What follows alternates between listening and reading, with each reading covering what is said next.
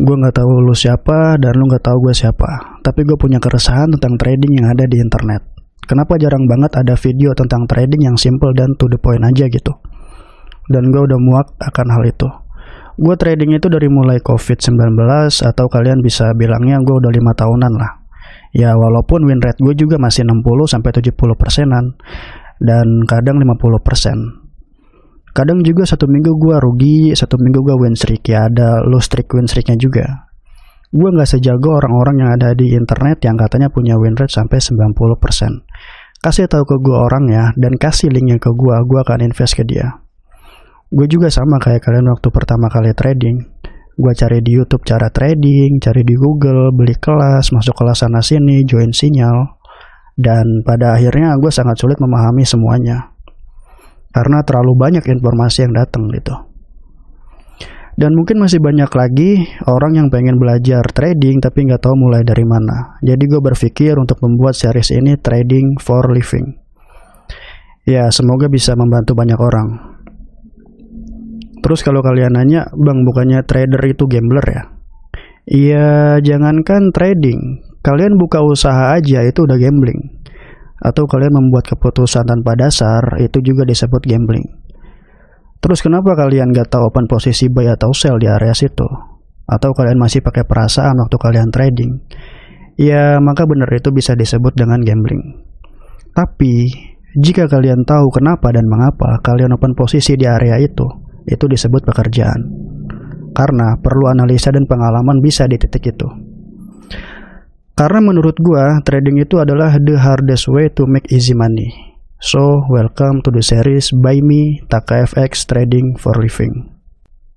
Oke, jadi kemarin kita udah ngebahas dari episode pertama, yaitu market structure, yang keduanya trendline, yang ketiganya cara backtest, dan sekarang yang keempat, valid market structure. Gue mau ngasih tahu ke kalian dulu. Yang kemarin udah trading for living, ya bagus lah, cuma menggunakan trendline aja juga udah cukup sebenarnya. Hanya menggunakan trendline. Dan di sini gue mau ngebahas valid apa enggaknya market structure tuh kayak gimana. Kalian fokusnya dari time frame berapa ke time frame berapa, konfirmasi informasinya time frame berapa. Oke langsung aja. Gue mau jelasin cara gue analisa di market structure. Simple. Jadi pertama gini dulu. Contoh trennya lagi naik ya. Contoh trennya lagi naik. Begini. Udah. Kita tandain dulu. Ini higher high di sini. Ya kan? Bentar. Ini yang valid aja ya. Ini higher high. Ya kalian harus tahu lah.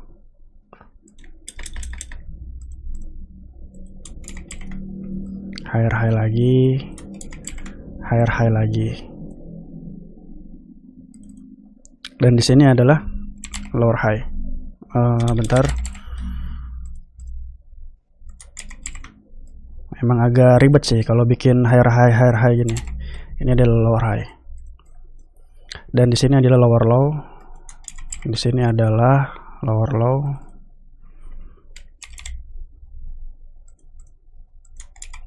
Di sini higher low.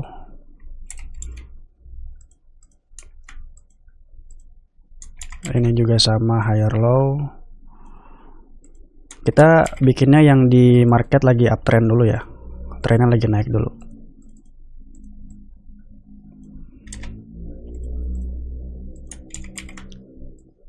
Ini higher low. Kenapa?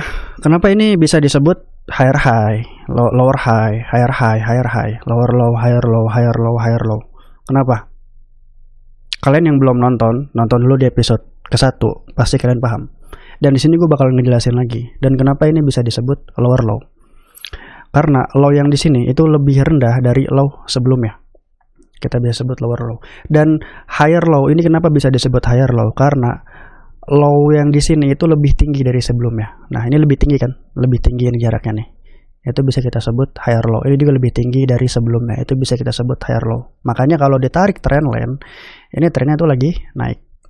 Nah, begitu. Dan kenapa ini bisa disebut lower high? Karena karena high yang di sini itu lebih rendah dari sebelumnya. Dan ini kenapa bisa disebut higher high? Karena high yang di sini itu lebih tinggi dari high sebelumnya. Dan ini juga sama. Ini lebih tinggi dari sebelumnya. Maka kita bisa sebut higher high. Bentar, ini udah record belum ya? Oh ya udah. Oke, lanjut. Ini kita jelasin yang market lagi uptrend dulu ya. Kalian paham kan codingan ini kan? Ini codingannya cukup simpel kok. Simple banget. Nah, di sini gue lagi ada entryan. Gue langsung masuk aja ke backtestan gue. Nah, dari sini kalian tuh bingung market structure itu kayak gimana kan? Di sini bakal gue jelasin sedetail-detailnya mungkin. Time frame berapa, konfirmasinya di time frame berapa. Ini tuh simple banget. Kalian cukup untuk masalah time frame. Kalian cukup di time frame 1 jam aja. Terserah kalian lah. Kalian di gaya tradingnya tuh di time frame berapa itu terserah. Mau di 15 menit, 30 menit itu suka-suka kalian. Mau di 4 jam, mau di daily itu terserah kalian. Cuman saya fokusnya cuman di 1 jam. Soalnya di 1 jam tuh banyak informasi dan konfirmasinya. Terbentuknya di time frame 1 jam, kebanyakannya. Kalau kalian fokus di 1 time frame, fokus 1 time frame aja. Nggak usah ganti-ganti time frame. Contoh gue fokusnya di 1 jam, ya udah gue cuman di 1 jam aja. Langsung aja di sini bakal gue kasih tahu. Market structure yang benar tuh kayak begini. Kalian tuh harus tahu pergerakan kecilnya dulu. Kayak begini contoh. Ini kan pergerakan kecil nih. Bentar, gue tandain.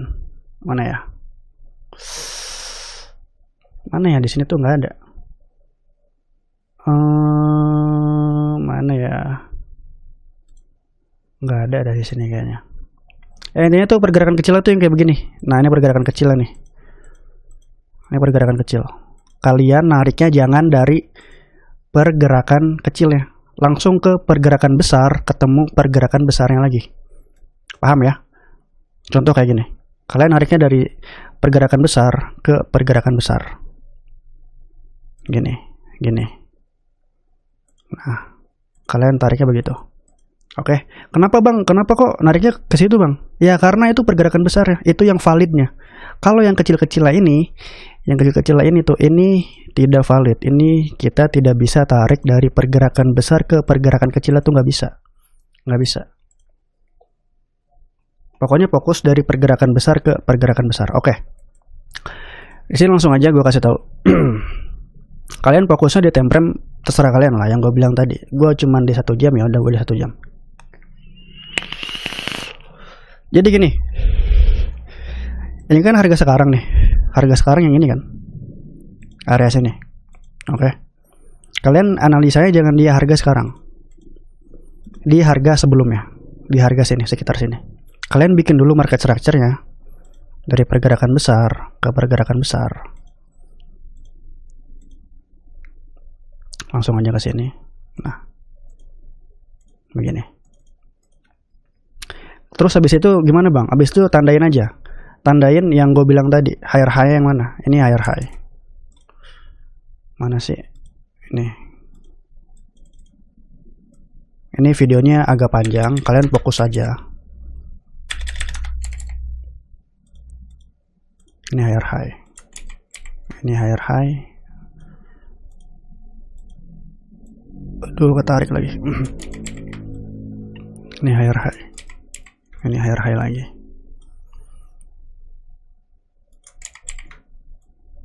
Dan ini adalah lower high.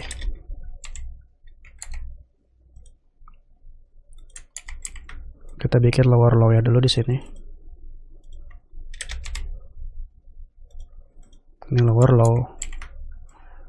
Ini lower low.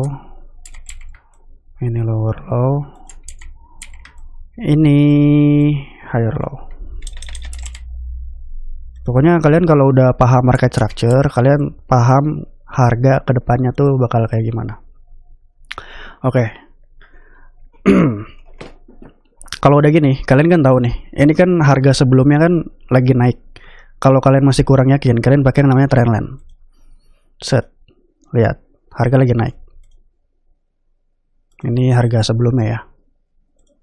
lagi naik. Kemudian harga turun atau reversal, kita bisa bilangnya reversal. Nah, di sini kalian jangan entry buy. Oke, nggak usah ngomongin entry dulu deh. Nggak usah ngomongin entry. Pokoknya kalian fokus sama videonya. Ini yang validnya itu yang episode keempat. Oke, di sini kan market harga sebelumnya kan lagi si buyer kan lagi kuat nih. Lagi uptrend di time frame 1 jam ya. Dan ketika higher low ini ditembus oleh body candle, maka terbentuk yang namanya lower low. Ya kan? Terbentuk lower low ini, maka ini candle si harga ini udah bukan yang namanya uptrend. Dia reversal. Ingetin, ketika higher low terdekat ditembus dan membuat lower low yang baru, maka ini adalah reversal.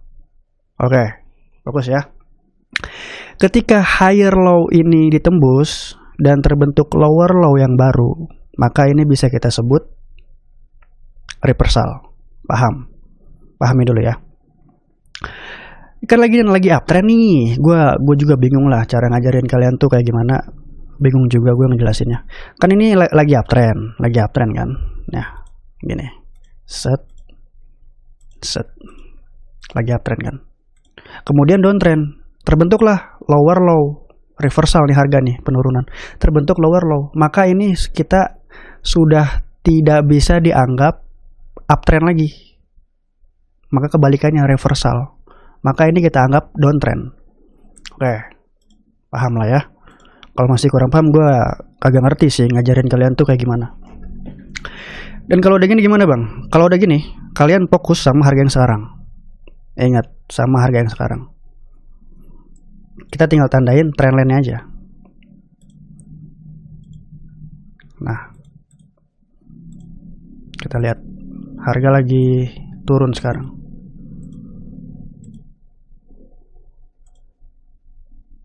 Nah, ya kan? Kalau kita lihat dari pinggir, harga lagi turun. Set lagi turun. Nah, di sini kalian bebas. Kalian bebas mau langsung entry sell di sini. Pakai resiko yang kalian pengen, terserah itu berapa resikonya. Dan TP-nya itu juga terserah kalian. Cuman, gua saranin kalian entry ketika terkena trendline aja. Ketika terkena trendline. Ingat ya, ketika terkena trendline. Entry ketika terkena trendline. Oke, di sini bakal gue jelasin entry-nya. Ini kita hapus dulu. Kita udah tahu kan yang mana lower high, yang mana lower low, yang mana lower low. Nah, gue kasih tahu lagi. Ini kan terbentuk yang namanya lower high. Lower high terbentuk, maka harga akan terkena lower high-nya dulu. Terkena lower high dan lanjut penurunan. Pentingnya market structure tuh di sini. Ingat ya, saya ulangin lagi deh. Ini kan lagi uptrend di sebelah sini kan. Terbentuk lower low yang baru, maka ini sudah tidak bisa sebut uptrend. Ini uptrendnya udah berhenti lah, dan sudah mengganti harga yang baru, yaitu reversal. Harga sekarang udah mulai penurunan. Terbentuklah lower high di sini, dan candle yang ini, harga yang sekarang ini nih, dia akan ke lower high-nya dulu untuk melanjutkan penurunan. Paham? Dia akan ke harga lower high-nya dulu untuk lanjut penurunan. Paham ya? Oke, sorry, tadi tiba-tiba berhenti rekordannya. Kita lanjut lagi. Ketika di sini ada lower low, ya kan? Dan di sini ada lower high, maka harga berikutnya itu akan ke lower high-nya dulu untuk lanjut penurunan. Paham ya? Untuk lanjut penurunan. Dan di sini gue bakalan entry sell di area sini. Set. Dengan SL gue seperti biasa 40 pips. Dan TP gue di sini. Gue ngambil di sini. Gue ambil berapa ya? 300 pip dah. Oh, enggak, deng. Gue ambil di lower low terdekat di sini. Langsung aja.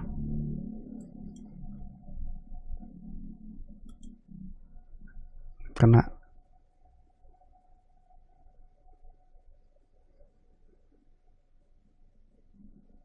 Oke, TP jauh kan? Gue cuman pakai SL 40 pips, TP-nya 230 pip. Gila kan market structure. Oke, kalau udah gini gimana bang? Nah, kita lihat lagi yang ini. Ini terbentuk lower low lagi nggak? Kalau dia terbentuk lower low lagi, maka ini bisa kita pastikan akan turun. Oke, terbentuk lower low lagi dong, ya kan? Nah, ini kita bisa ambil, kita tandain lagi market structure-nya. Mana nih? Ini lower high lagi, ini lower low. Oke, kita tandain dulu.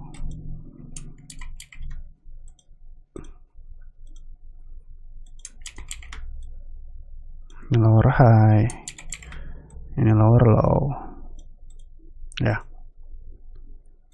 Ini tren masih kuat turun. Oke. Di sini, gue ngambil selnya. Kenapa nggak di area sini? Kenapa nggak gue ambil sel di area sini? Soalnya dia akan terkena yang namanya lower high dulu untuk melanjutkan penurunan.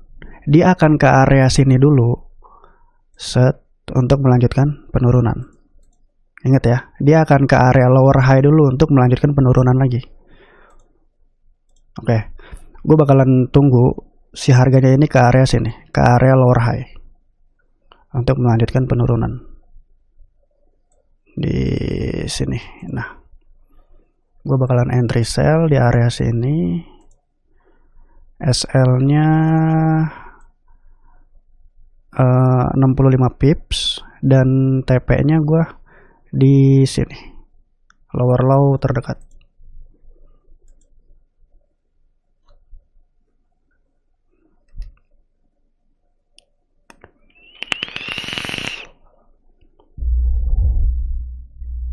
Lihat, dia akan ke area lower high-nya dulu untuk melanjutkan penurunan. Oke, di respect. Hampir terkena SL. Hampir kena SL.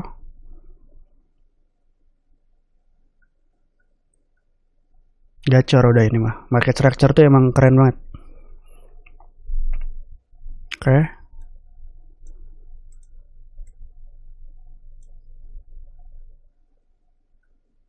Bam, TP. Terkena TP di sini. Ya kan? Gue cuman SL 65 pips. SL 65 pips, TP-nya 330 pip. Gila kan market structure kan?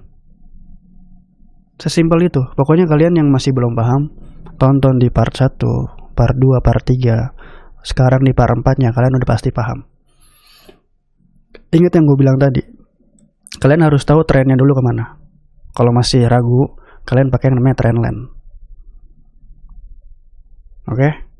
Dia akan nge-respect ke area lower high-nya dulu, kemudian lanjut untuk penurunan. Dan di sini boom, TP 330 pip. Buat yang masih belum paham, kalian bisa tanya gue di Telegram, linknya ada di deskripsi. Tanya gue aja, nggak usah ragu-ragu. Pasti bakalan gue respon kok. Kalau kalian masih kurang sama analisa kalian sendiri, pasti bakalan gue respon. Kalau yang ini udah bener belum bang, tolong bang koreksinya bang. Tenang aja, pasti bakal gue respon. Ya udah, thank you semuanya yang masih belum paham. Subscribe dulu aja. Gue bakal lanjut ke part 5-nya, bagaimana cara menentukan yang lain-lainnya. Oke, thank you semuanya. Semangat guys.